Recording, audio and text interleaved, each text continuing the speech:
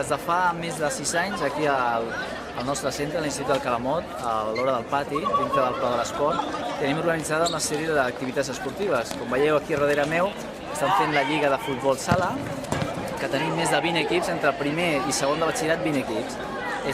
L'objectiu és que ells mateixos s'organitzin i gestionin totes les activitats. Avui hi ha ping-pong i futbol sala, i així estem durant tot l'any. Hi ha dies que fem futbol, bàsquet o voleibol. Ells mateixos fan la lliga, ells mateixos arbitren i ells mateixos entreguen els propis premis. A més de les activitats de fora, tenim a l'interior al gimnàs activitats de vòlei i bàsquet, que anem tornant dies de més sol com avui o dies de pluja.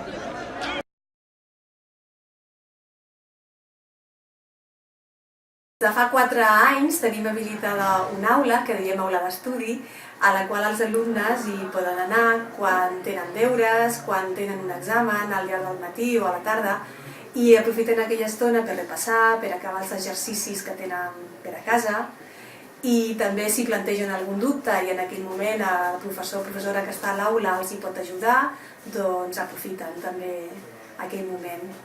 És una demanda que es va fer fa uns anys per part dels alumnes i que s'ha pogut acomplir.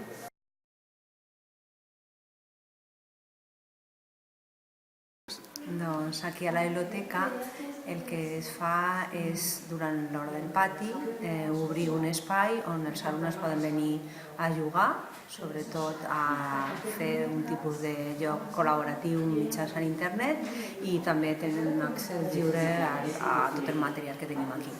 Aquesta reserva de l'espai es va fer perquè va ser una demanda dels delegats de l'institut. Volia un espai gran, amb molta capacitat, perquè hi havia molt d'interès per jugar a jocs de l'ordinador.